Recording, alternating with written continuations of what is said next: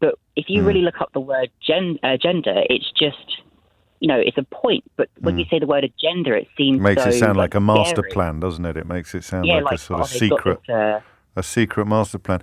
I'm interested in the entry point, and you didn't gloss over it, but you moved swiftly on when you were talking about films you don't like, or things happening to films you like that you didn't like. And is that when they started introducing characters in the Marvel universe or in similar films that were not just blokes?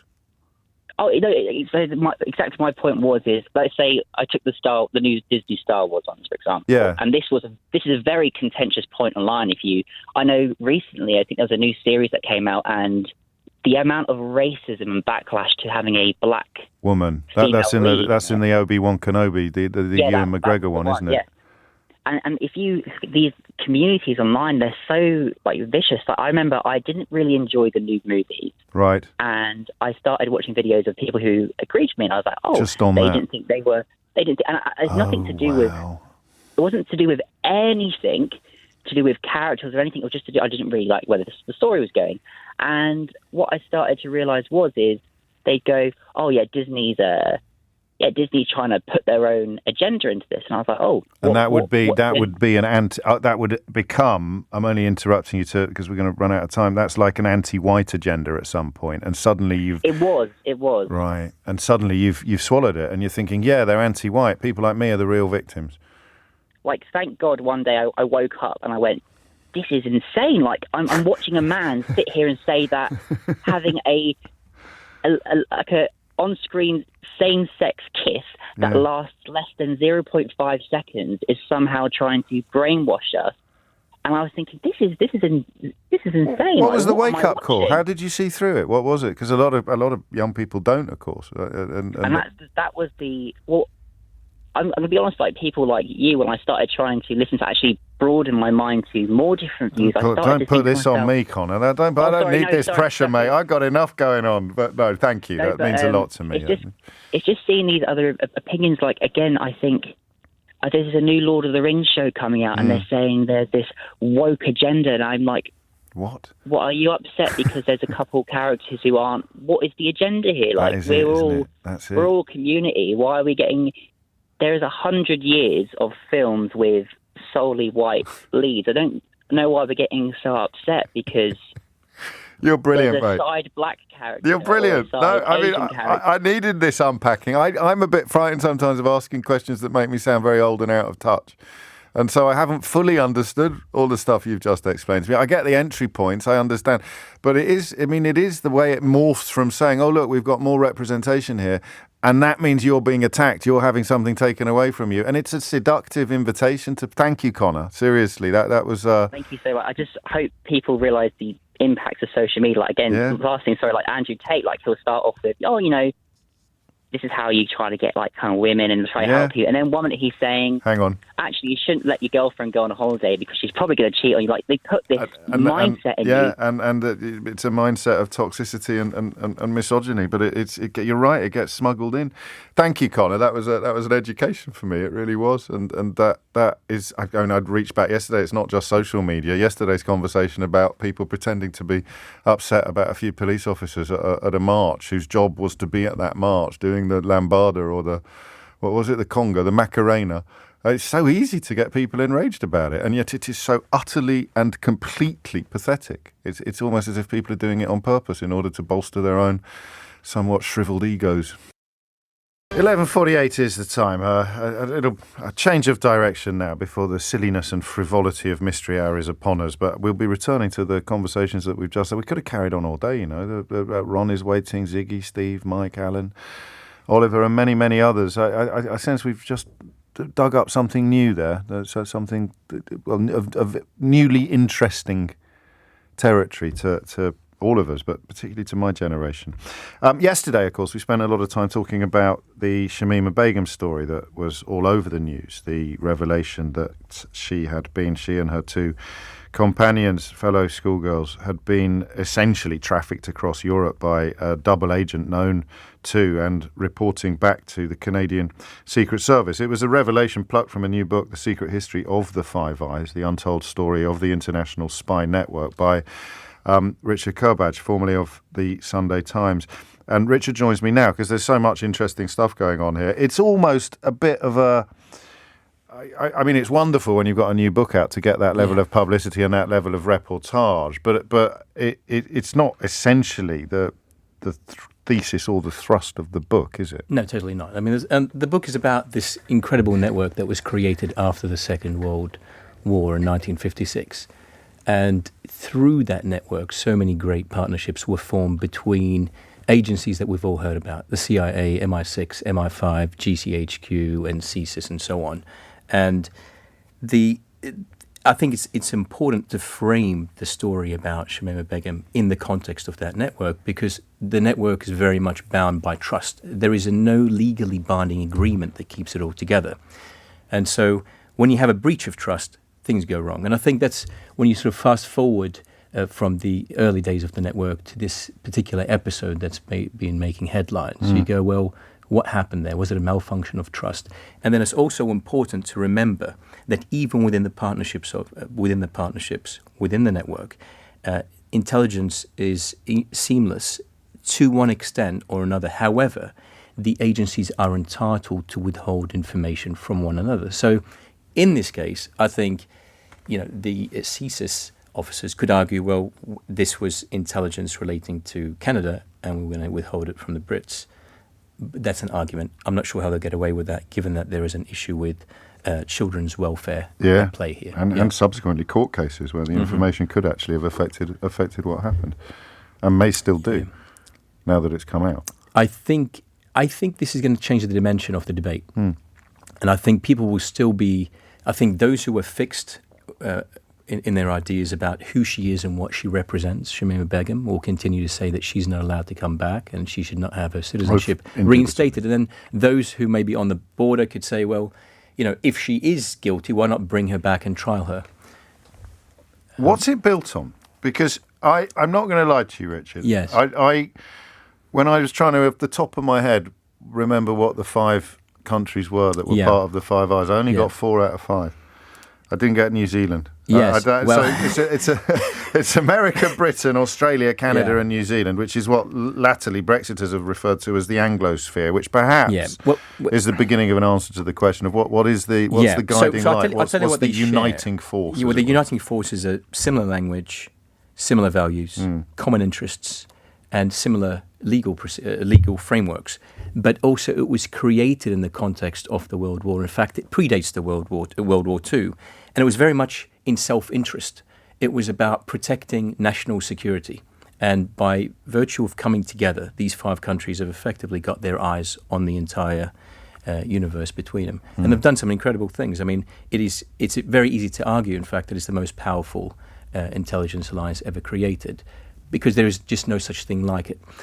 And every now and then, things go wrong. I mean, in the early 1970s, Ted Heath fell out with Nixon over the issue of Operation Foot and the expulsion of Soviet spies. In 1975, Gough Whitlam in Australia blamed the CIA for interfering in Australian politics.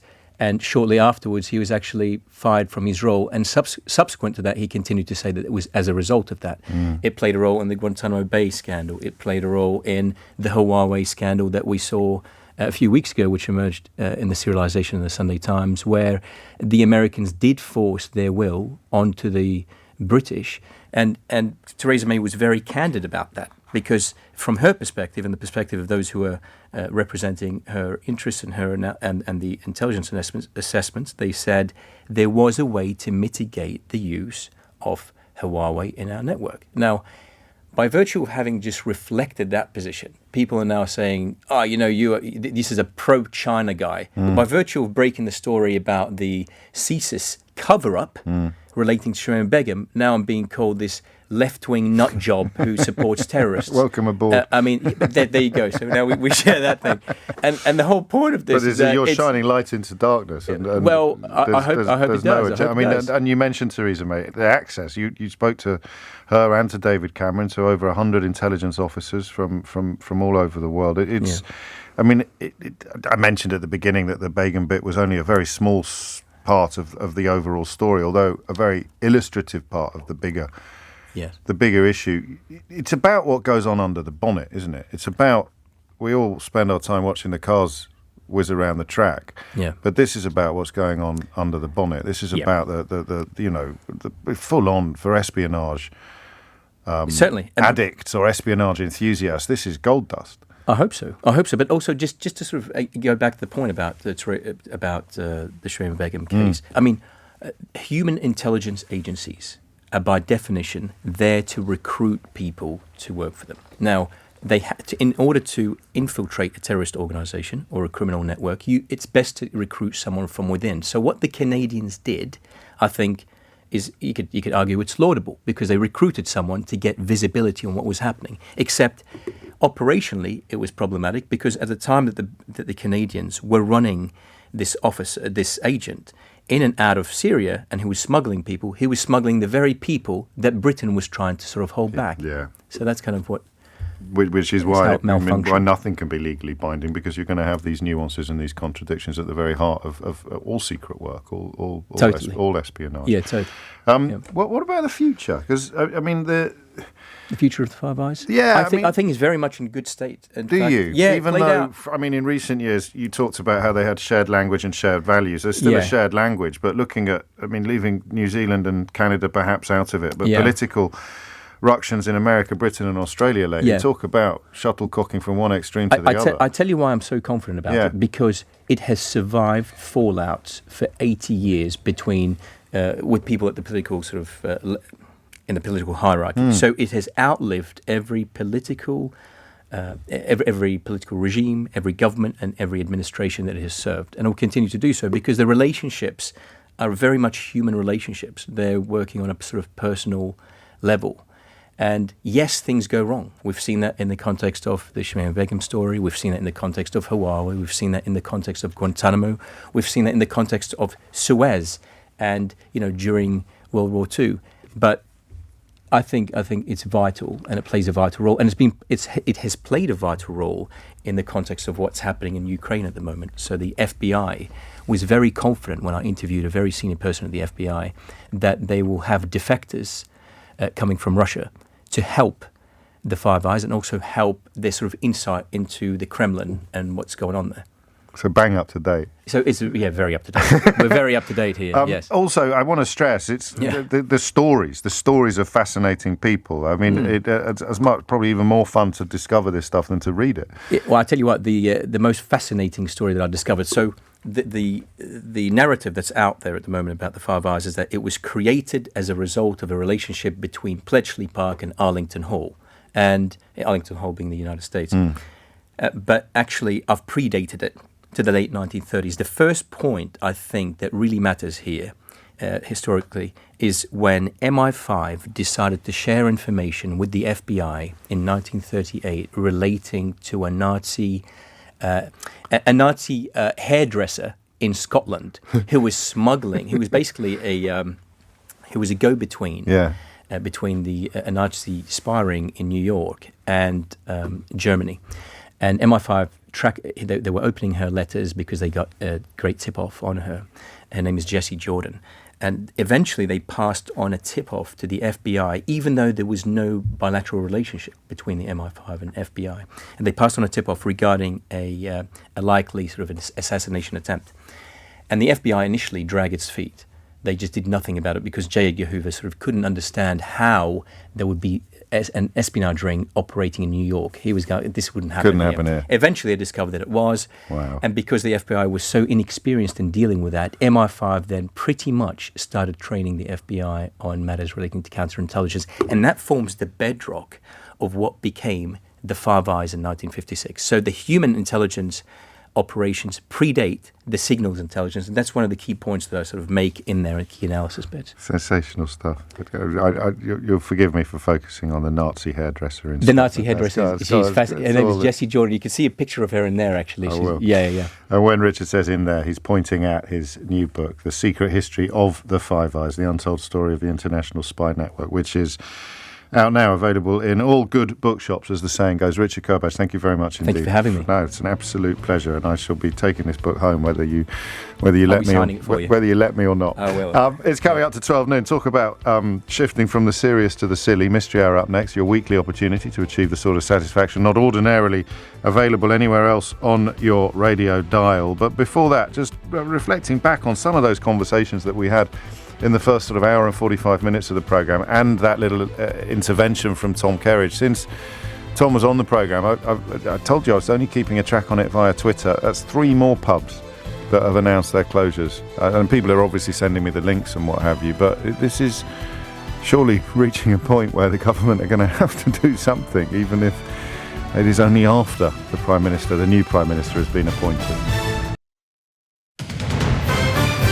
This is LBC from Global, leading Britain's conversation. Mystery Hour with James O'Brien.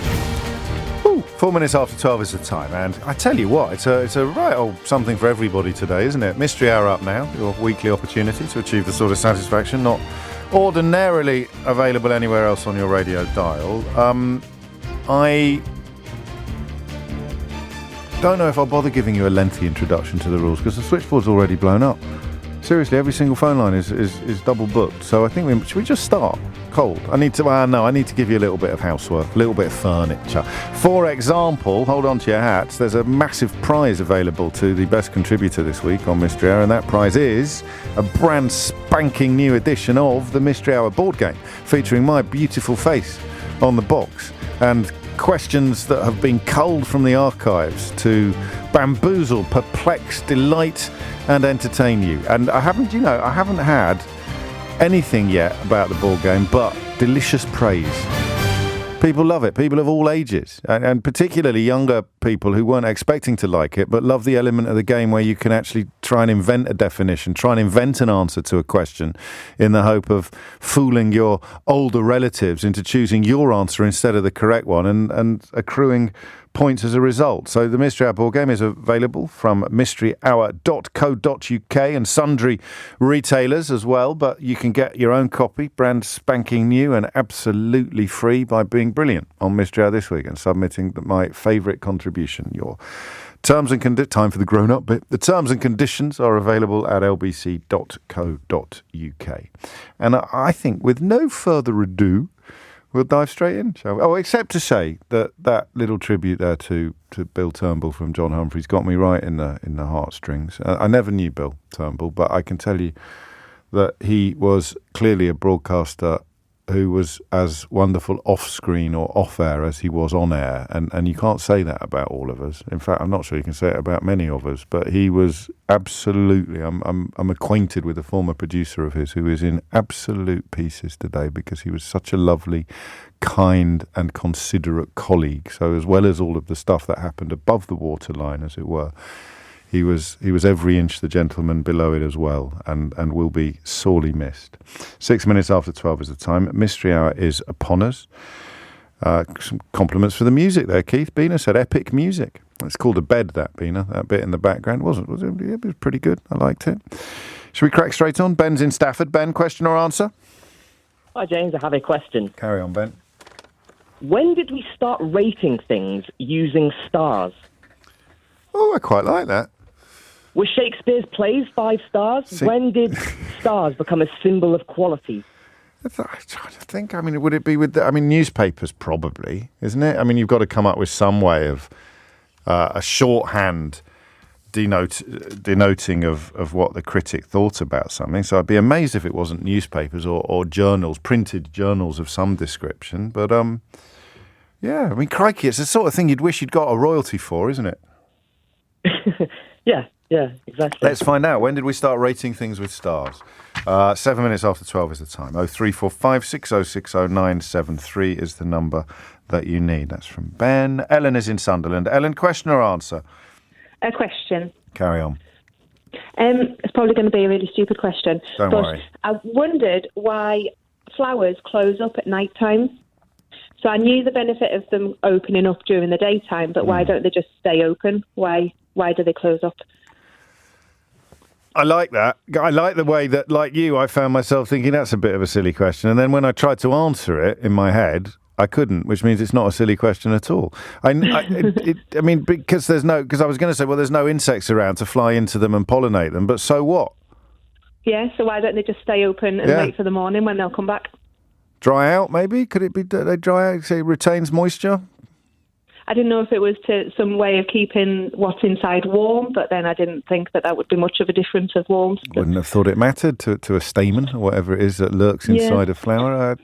You're on. I say, why do flowers close at night? That's a lovely question, Ellen. Thanks. What's going on in the background? My children are wanting more lunch. What are you giving them today? What are they having?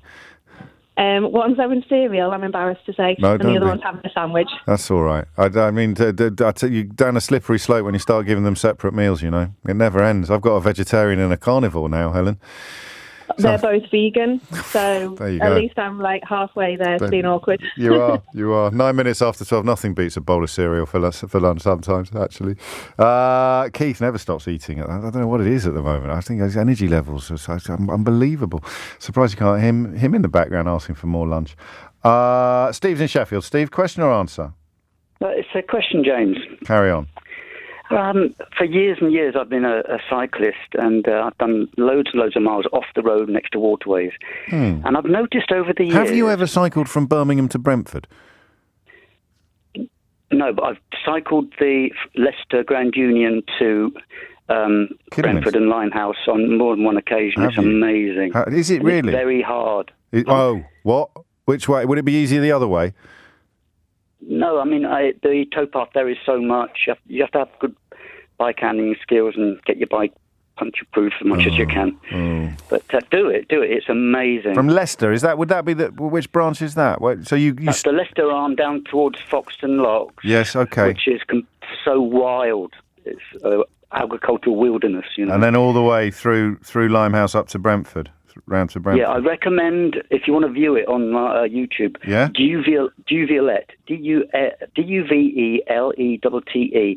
guys, that they do a lot of this stuff, and he did right, I will. That particular ride recently. Did he really? Oh, you've made my day. Do you want to know something funny? Oh, please. Well, it's not that funny. I'm one of those people that I love spotting things in films and TV shows. I say, I know that street, I know that, we've been there, we used to live there, and it drives my family potty because I'm usually wrong, Steve. I usually say, look, and then we pause it and look, and it's nothing at all. There's a little video doing the rounds. I think it's from the TSSA union about railway ownership, and it's 5 or 6 years old, but it's gone viral with the current round of industrial action. And there's a bloke in Germany, a woman in France, I think, and a bloke in the Netherlands. And the bloke in the Netherlands is walking alongside a canal, and he says something like, we want to say thank you from the Netherlands, because it's about the fact that a lot of British railway companies are owned by foreign governments, and so when we pay our railway tickets, we're subsidising rail travel in countries like Germany, France and Holland. And can you guess, Steve, given the context of our conversation so far, what I spotted in the Dutch gentleman walking alongside a canal that was purportedly in the Netherlands? Okay. It was in Brentford. It was in Brentford. Oh, wow. They filmed it here. Obviously they filmed it here. It's a British trade union. They filmed it here. It was Brentford. Brentford was playing the role of Amsterdam for the purposes of that trade union little video. And do you know how sad I am? Well spotted. But, I got on my bicycle. Improves with age. Yes, exactly that. I got on my bicycle and pedalled down there to be 100% certain that I had actually spotted it correctly, just around the back of the Holiday Inn on the little sort of layered bed. Anyway, I digress. I bet you can't. Jump out at you, does it? You have to. No. When you're in Brentford, you have to find it. Anyway, do you want my question, James? Yes, I think we should now, frankly, Steve. Yeah. So what I've noticed is I'm a very courteous cyclist. I don't use a bell. Right. I slow down. I say, can I squeeze past, etc., etc. And I've noticed over the years that women seem to have an intuitive sense, even before they can hear or see me, behind, before they are aware of me, and they move over. And sometimes they drag the bloke with them. But blokes tend not to do this. So women have a greater awareness of... It seems to be. Now, whether that's some sort of deep limbic thing from, good word, previous times related to other animals or not, I don't know. But I would love to hear the answer from one of the poetic scientists. Could it be your pheromones? Perhaps you're possessed of particularly pungent pheromones, Steve. And they're like blasting a course down the towpath as you pedal. Yeah, but the variable would be wind direction, wouldn't it? Yeah, not whether I've washed or not. Hypervigilance? Could it be that women, even if they're with a man, they spend so much of their time in public worried about threat that they have a slightly more finely tuned antennae than men do? Yeah, I think it's quite a raw Darwinian thing. I do. I think it probably is. The problem is you might have just discovered it. It may not have been something that's been scientifically researched or anything like that. But if it has been, someone will hopefully be able to provide us with the answer. Yeah, but I wonder if there's a relationship between this and other factors, for example, startle reflex, et cetera, et cetera. Fascinating. A duvelet. I've got that. Thank you so much. I was so nervous when I started. Well, that's why I started talking gibberish to put you at your ease, Steve, you see. Yes. About lovely. Canals. Oh, no, it wasn't gibberish. It's fantastic. Holiday Inns, Brentford and all of that. We've got it. And I've got the duvelet tip off you now, which I'm going to have a look at after the show. Gosh, you'll love it. I will do. Anyway, thank James, you, mate. Thank you so much. Take care. Cheers Steve. Happy pedalling. Natalie is in, it's a long one, Logan Rock in Treen in Cornwall. Hello, Natalie. Question or answer? Hi, James. It's a question, please. Carry on. So I am currently sat on top of Logan Rock overlooking the sea across to the Minack Theatre in Portland. Oh, how glorious. Sorry about that. It is glorious. It is absolutely beautiful. I had to climb up to the highest point to get a signal, and so if it's a bit windy, I apologise. Sensational. Since I was introduced to Mystery Hour a few months ago, thanks, Jay, I've tried to bring my portable speaker and get to as many beautiful wild and rugged places as possible to listen to it, because this is the place I do my best pondering. Oh, of course. So I was walking around the coast path from Land's End yesterday, and when I walk the coast path, which I do a lot, it's my favourite thing to do, I can't walk in a straight line. I have to go off and explore every rocky outcrop and all the promontories and the headlands. And I'm looking on the OS map, and some of them are named, and some of them are sort of really unmistakable, and you can see why. Yeah. But others aren't named. And I've always wondered this over the years when I'm walking. Why are some outcrops named and others aren't? And if I wanted to name one, how would I go about it? Okay, I like the second bit. You're only really allowed one question, but I think on the second one might just leach into the first one on this one. Yeah, it's going to be sailors, isn't it? It's going to be smugglers and fishermen, and the navigable bits are given names so that you can tell someone where you're going to be, whereas the bits that are not navigable or the bits that aren't, I mean, that's going to be part of it, don't you think? Probably. Absolutely, yeah, for sure. But I mean, Logan Rock is different, because Logan Rock is an astonishing sort of geological freak show, isn't it? I mean, it's that. So that's got a name. Some of them are, some of them are obvious and unmistakable, and of course they're going to be named. But for example, yesterday I walked past one huge big rock balanced on another, jutting out to sea. It looked like a sort of a broken heart, right? And it didn't have a name, and you would think that would be so recognisable. Yeah. So I mean, headlands and rocks, sort of notable things that. Something more or less identical a mile up the coast has got a name and this one hasn't. How come? Is what we're really saying, basically. Isn't it? Yeah. Oh, I love that. Well, I'm just trying to place Treen. Is it southwest Cornwall, isn't it? Yeah, it's just south from Land's End. South from Land's End. So I'm literally looking at last night I was sat up on a rock and I was looking at the Minack Theatre all lit up, and I could hear singing floating across the sea, which was pretty special. That's gorgeous, isn't it? Yeah. Right, you're on the list. Thank you, Natalie. Happy hiking, and we'll try and get you an answer to that question. How come some of them have got names and some of them haven't, even though they are geologically more or less identical? And actually, I am going to allow the second question on that, because I quite like the idea of O'Brien's Fall or O'Brien's Rock or something like that. Can you get your name on something? Mate of mine at school, I'm anecdote central today, Keith's loving it. A mate of mine at school, his dad was in the army, he was a cartographer in the army, got a mountain named after him, found it, and therefore was able to name it. When I say found it, obviously as a teenage boy in a post-colonial public school, that's what we thought, he found it. He didn't, did he? There were already people living there who already had a name for that mountain, which they were perfectly happy with, thank you very much. And then along comes the British Army, and they actually stick a new name, like the Victoria Falls.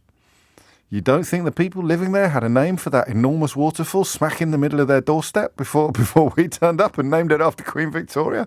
It's 12:17. Mystery Hour on LBC with James O'Brien.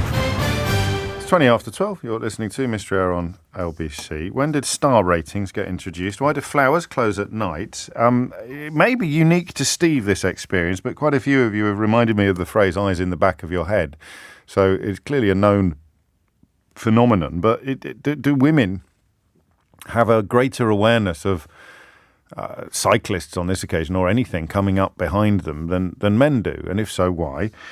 And how do headlands or rocky outcrops or exciting geological phenomena get named? How come some of them have names and other ones don't? Nancy's in Bermondsey. Nancy, question or answer? I've got an answer for you, James. Carry on, Nancy. So it's a flower question. Oh, good. Yeah, go on. Flowers close at night to protect the pollen, and they open of a day because that is when they get pollinated and the insects are lying dormant of an evening. So they close up to protect it. So otherwise it would blow away? Otherwise it would blow away, it would get really wet. It can still get wet in the daytime, but obviously they need to be open for the insects. You've got to take your chances. You take your chances in the daytime. Exactly. Pick your battles, Jay. Pick your battles, Nancy. That's exactly right. And that's qualifications? So I've run my own business for a long time, floristry. I've done a course in floristry and horticulture, so... Where is it? Are you in business now? Are you... We're in business now. We're just surviving in Bermondsey. What's it called? It's called Greens Florist. Right, get yourself down to the Greens Florist and sort yourself. What's nice today? What's nice today? We've got some beautiful tropicals in today. I had to do a coughing spray for a well-travelled gentleman, so we've got some lovely tropical flowers in today. So there you go. Get yourself down there. Today. Lovely. Yeah. Thank you, Nancy. Round of applause for that. What a lovely answer. You take care as well. Pick your battles. Pick your battles. I love that. 22 minutes after 12 is the time. Ben's in Middlesbrough. Ben, question or answer? James, it's a question. Carry on, Ben. So, if you think of our current housing stock in the UK, and you think of the styles of the houses, people would say it's a Gothic house, Victorian, arts and crafts, so on and so forth. What would sort of the current housing stock that's being built now, what would that be called? I think you could still... I'm hoping this really isn't a simple answer. No, I don't think it is, but we need to just qualify it slightly, because you could still build a Gothic house now. I think Gothic is more architectural style than era. Yeah, so it's style or era, I guess.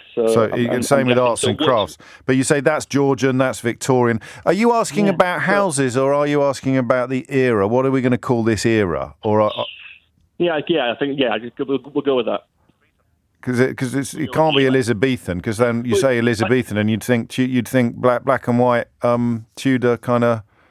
That's what I was fearing the simple answer was going to be. Timbering. So that's good. I haven't embarrassed myself. Good. No, you definitely haven't embarrassed yourself. But I'm fascinated now by the difference between the housing question and the era, because this is, I think, officially this is the second Elizabethan era. But you're not going to look at a house, are you? 2 questions again, then. You what? Can we have 2 questions again then? Not exactly. No, I'm just trying to finesse it down to one question, because this is the second Elizabethan era. But what would a house typical of this era be called? Exactly. That's it. I like that, actually. And it's been such a long reign that you actually have a fairly clear idea in your head of what that house would look like. Certainly anything post 1950s, 60s on a housing estate, they're quite homogenous, boxy. We've never seen anything like that before. I'd love that. Thank you, Ben. I like that question. What would a house from this era be called? If anything, there may not be an answer to that question. Danny's in Nottingham. Danny, question or answer? A question, please. Carry on, Danny. Before I go, massive fan. Both of your books got a board game as well. Love it. Thank you. It's fantastic. You've excluded yourself from winning another one now, Danny. Well, you can never have enough. Maybe you can just send me the supplementary pack instead. That'd be fantastic. We'll see on the horizon. Cheers, man. But I've got. I appreciate that. Go on. It's a bit of a niche question, I must say. I like niche questions. Almond fingers. Yes. Are you familiar? Is it a Mr. Kipling delicacy or?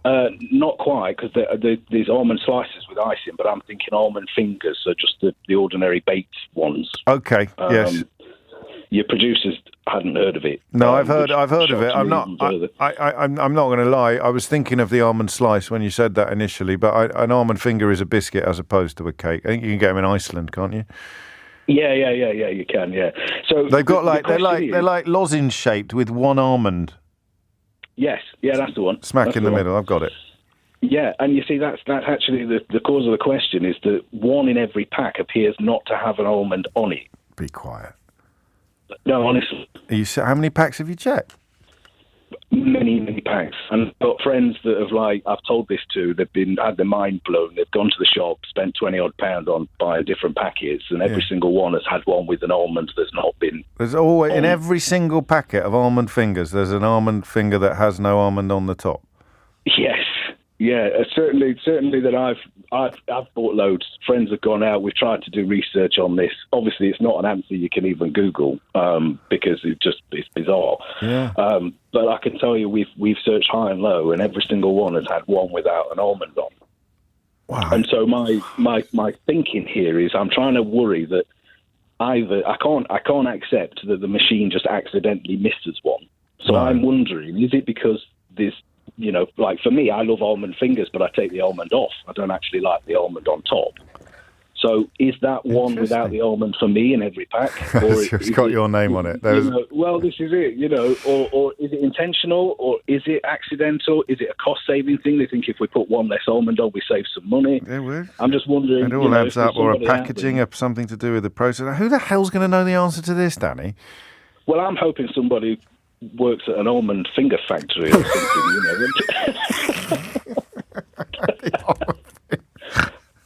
Honestly, I've been thinking about this for so long, so long. And I've been trying to get in and ring you up. But if someone rings in from an almond finger factory, I think they're getting a Ray Liotta all day long, aren't they? I mean, we are setting our bar, unless there's many more almond finger factories around the place than you and I would credit or believe. But there it is. I mean, I'm just trying to find some pictures of them online so that I can test your theory. And certainly the ones I can see, it looks as if one in each packet has either not got an almond on it or got an almond much sort of lurking below the surface kind of thing. What are they like? Are they like they're just almondy biscuits, are they? Yeah, they're very soft. So the middle's so they might not marzipan. Okay. Quite, I quite like the sound of that. Oh, they're delicious. I love them. I mean, I can't eat them so much now because I'm trying to lose a bit of weight. You've got to watch that. But, You're on. All right. I shall find out. What do you do with the almond on the ones that you eat when you don't like the almond? The kids, the wife, someone will eat it. Someone will get a finger with a double almond on, but me, I don't want it. Waste not, want not. Thank you, Danny, and thank you for the kind words, mate. I do appreciate them. Why is there always an almond finger with no almond in a packet of almond fingers? It's almost got the makings of a tongue twister. That the almond finger factory we could have a lot of fun with the almond finger factory. What do you call buildings? But I've done that recently. Let's find another question before we crack on. David is in Wolverhampton. David, question or answer? It's a question, please. Carry on. Right. It is a bit of a weird one as well. So I'm just wondering, with a tortoise's shell, yes, if you were to accidentally step on it, would your foot go through the shell, like say you were cracking open a chocolate Easter egg, or how tough is the actual shell? I mean, I've no idea, so I will wait for a proper answer. But I'm 99% sure that they are a hell of a lot stronger than you would imagine, even to think of asking that question. Yeah, the only reason I asked that question is because recently I've been helping a family friend with some landscaping gardening in their backyard. Oh yeah, and they keep pet tortoises. Oh yeah. And a couple of times... You're worried. You've nearly... Yes, they were in the spot I was about to step in, and it happened a couple of times, and I had visions of my foot going through it if I actually did step on. Like a snail. There's not many things worse than treading on a snail when you're barefoot, is there? So treading on a tortoise in a boot would be similar, I think, in grossness. No, I mean, it's what it's designed for. It's designed to protect it from all manner of... Well, I think it is predation. So I'd be astonished if it isn't incredibly strong enough even to survive your foot. I shall find out for you, David. I was at London. I was at London Zoo this week, actually, and you can stay overnight. We booked it 3 years ago. before lockdown, at which point the kids were so excited about the idea of spending the night in London Zoo. By the time it came round, one of them was at the Reading Festival. They'd grown up so much, the idea of spending the night in London Zoo had lost all of its gloss. But we went. But the younger one quite liked it, and my godsons came along as well, and they had an absolute whale of a time. But you can spend the night in a lodge next to the lion enclosure. Did you know that? Yes, I have seen something about that as well, and I think they do it at the Natural History Museum as well. They do, but there's nothing alive in the natural. You can hear that. What's amazing? No, that's the point. Yeah. What happens at the end of the day when everyone's chucked out and you're still there? The sounds are incredible because when it's full of people, the noises are absorbed, but they're almost caught. When the lion roars after everyone's gone home, it is truly incredible. And then there's all the other noises as well. But I mention it because they all stayed the night. I couldn't because I had work the next day, and there was a giant tortoise the next day. And giant tortoises certainly you can sit on. I don't think it would be encouraged, but the strength of the shell has got to be pretty epic on a big one and on a little one, I imagine. But we shall find out, David. 12:31 is the time. Amelia Cox is here now with your headlines. Mystery Hour with James O'Brien. This is LBC. It is 12:34. You're listening to James O'Brien on LBC, where Mystery Hour continues. Mark is in Aberdeen. Mark, question or answer? James, it's an answer to the naming of topographical features around the country. Oh, you've done it. That's what I was groping for, that word, topographical. I could sense it. I knew it was there. I knew it was doable. I just couldn't. There it was. Well, I came up with some nonsense about phenomena. Topographical features. Thank you, Mark. Carry on. I was trying to think how I would introduce it. Yeah, it goes back to the 18th century, early to mid-18th century. The Ordnance Survey, when they were surveying the country to make all the maps that we use, Ordnance Survey maps. Yes. Essentially, they went around, they took all their readings, the triangulations and stuff like that. But when it came to naming features, they really just went and asked local people, whatever local people they could find. What do you call that hill? What do you call that bit of rock? What do you call that forest? What do you call that river?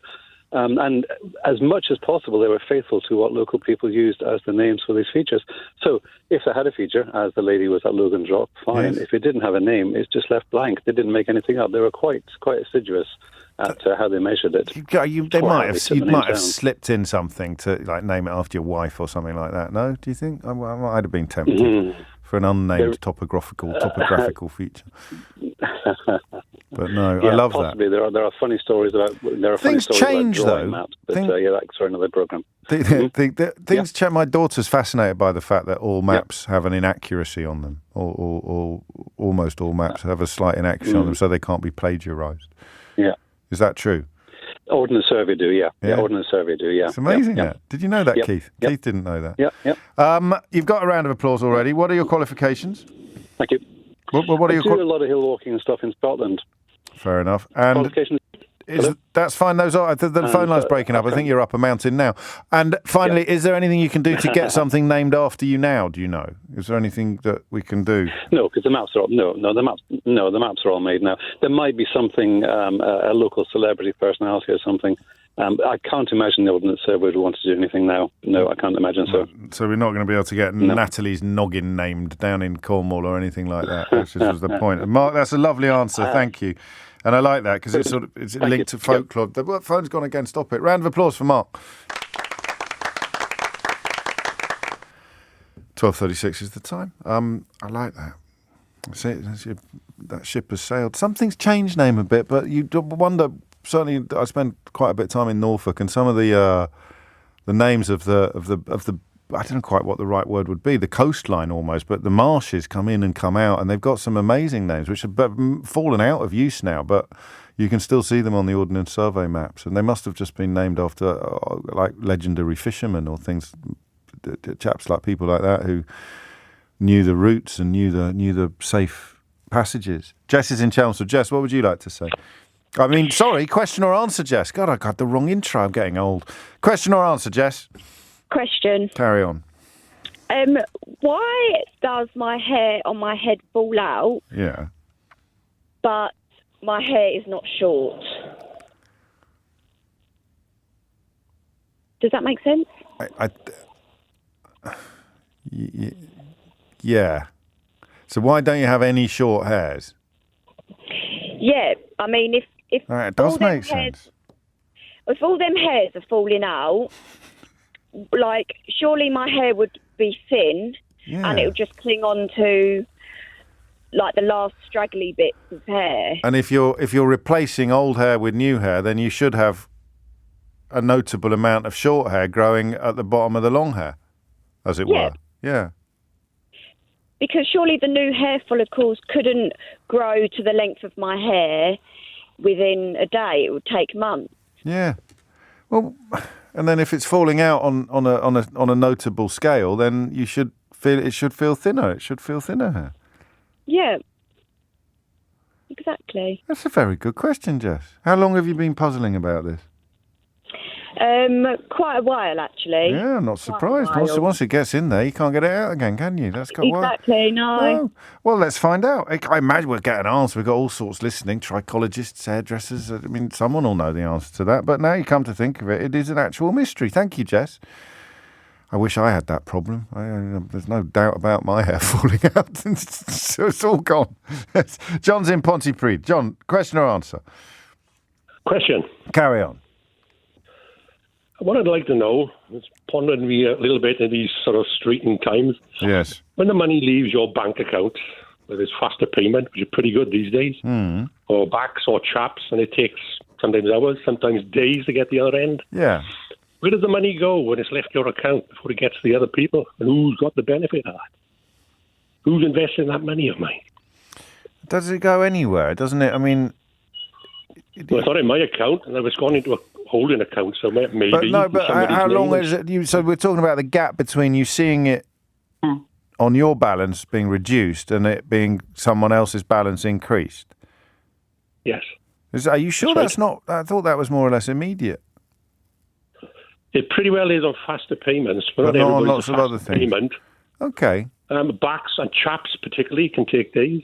Okay, you're on. I mean, where is it? And is someone earning a few pence? A couple of if somebody has a few pence of my money and their money, and I'd want it millions back. of people in the country, it sure adds up to a bit. It would soon add up. But then again, someone's doing the work. The money is being transferred, and they need to be paid, don't they? I mean, that system needs to be... It's all... Nobody's doing that. It's automatic, sure. Yes, but who's programmed the computers, John?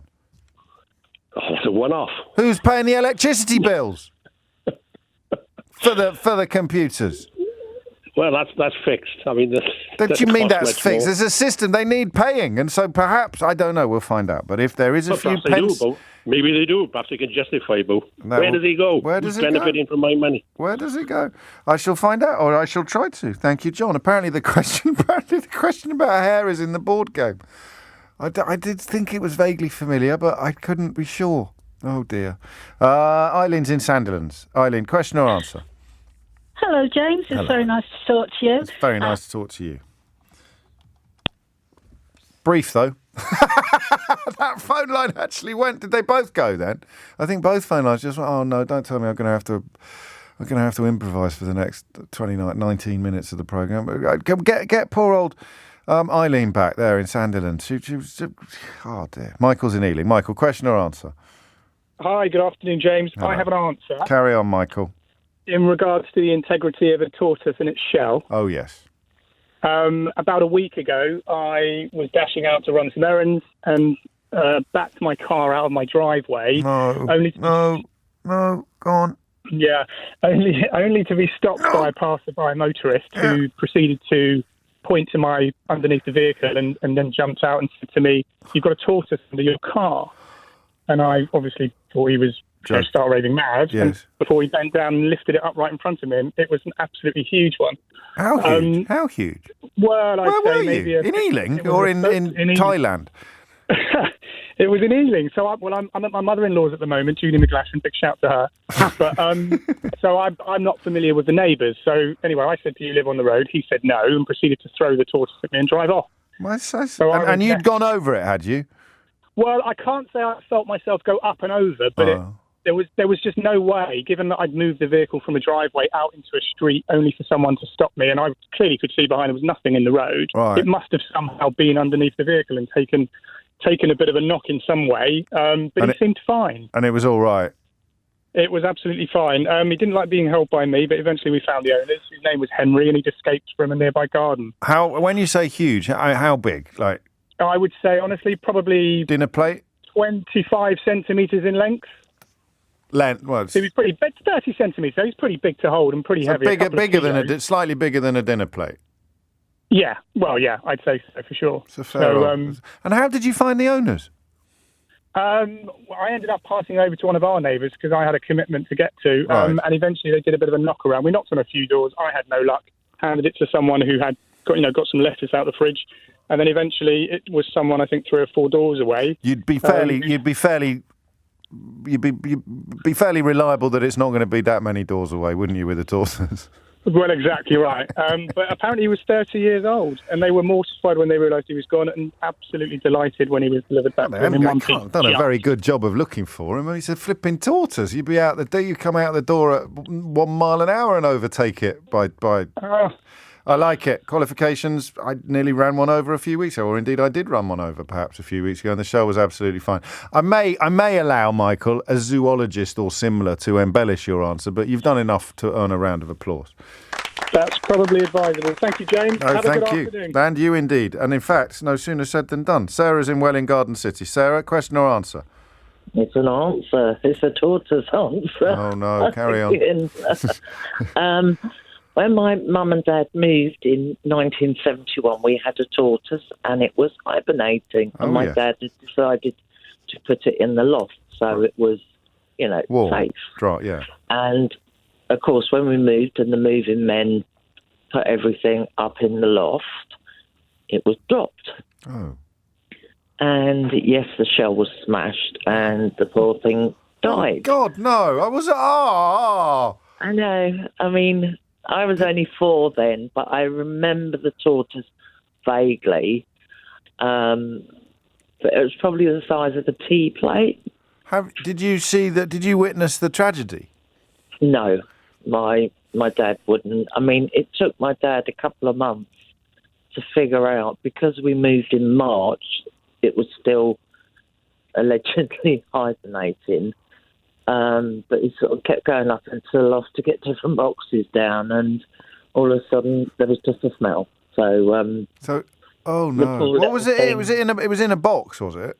It was in a cardboard box with loads of straw and everything else it needed. Right. And how do you know it didn't just die of? I mean, how do you know? I mean, did your dad tell you that the shell was all smashed? Yeah. Oh. Told for many, many years. And I knew we had a tortoise as well. Yeah, well, you would. I spoke to him as well. Of course you did. Talking about it. I was hoping that this might have been a story in which your childlike sensibilities were protected from the brutality of nature being red in tooth and claw, and that your parents had made up a story to soften the blow.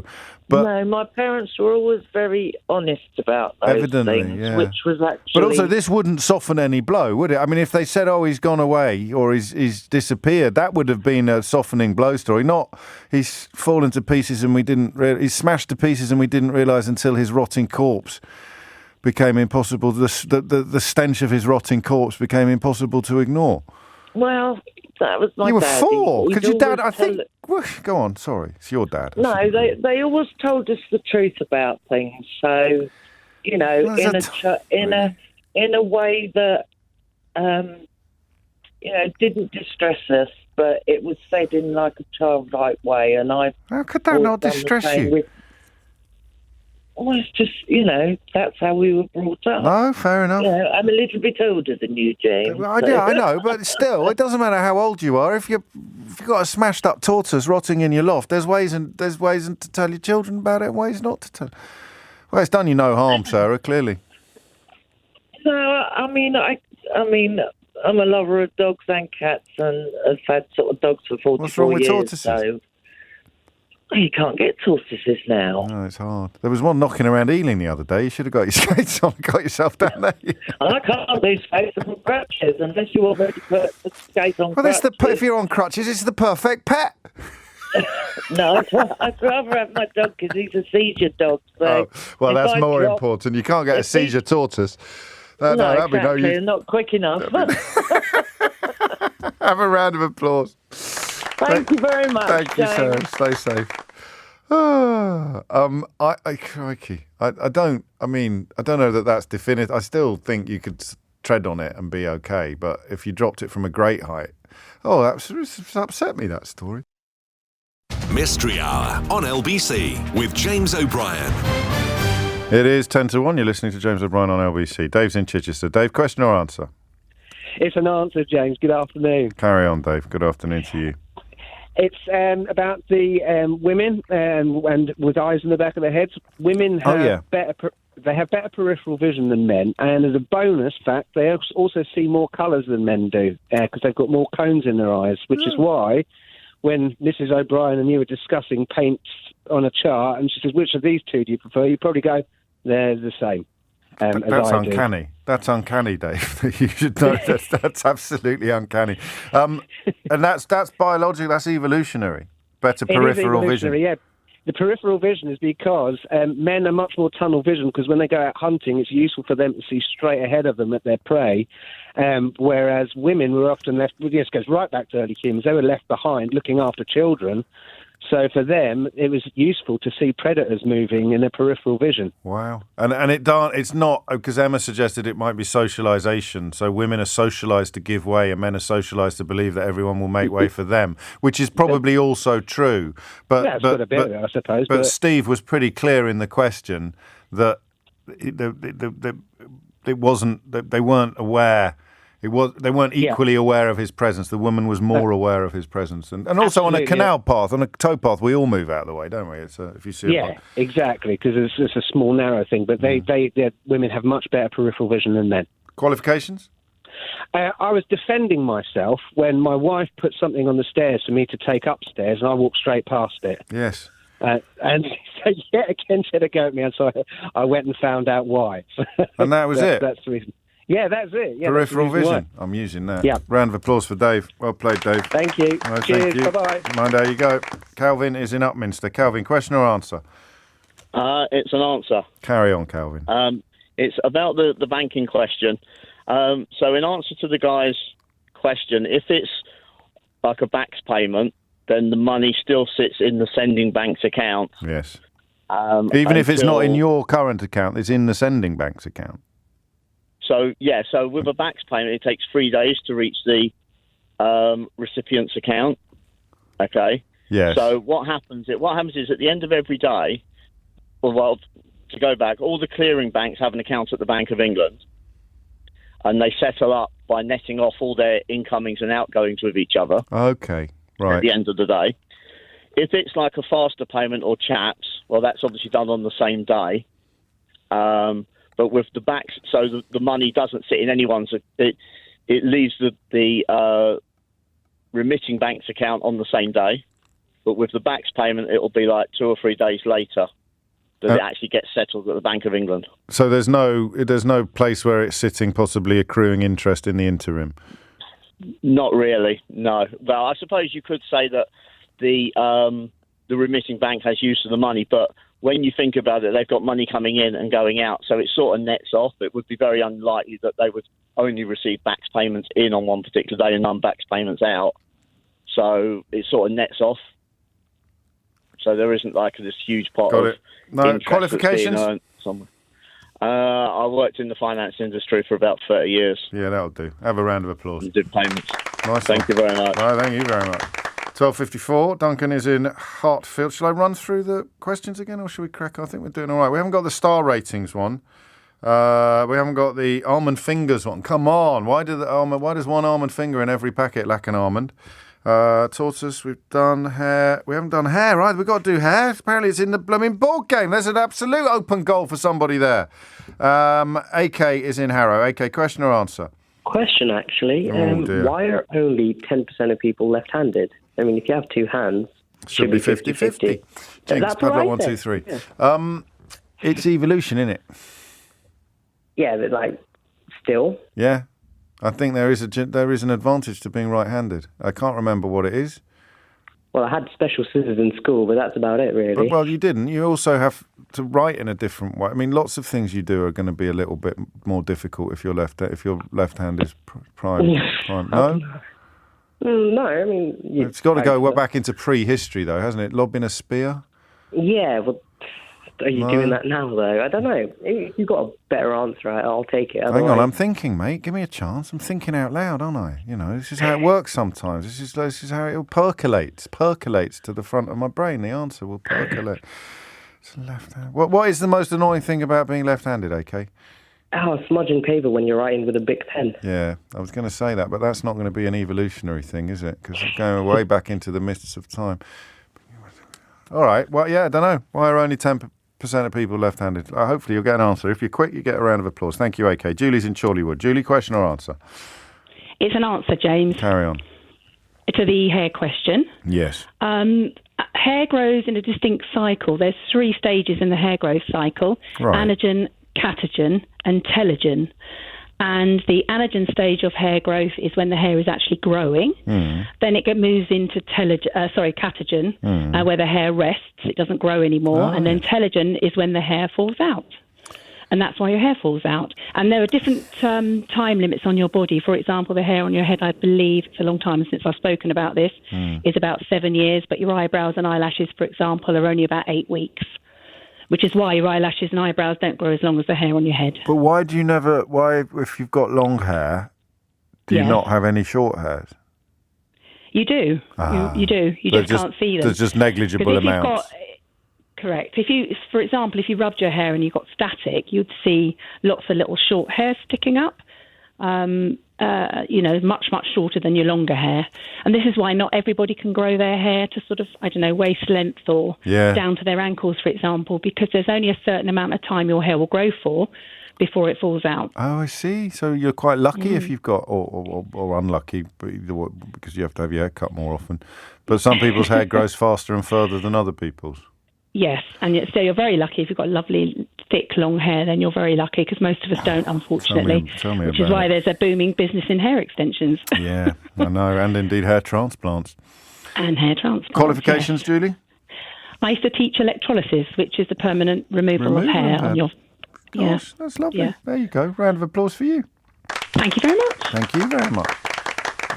It's a steward's inquiry now on the bicycle towpath question. Everyone's complaining about it.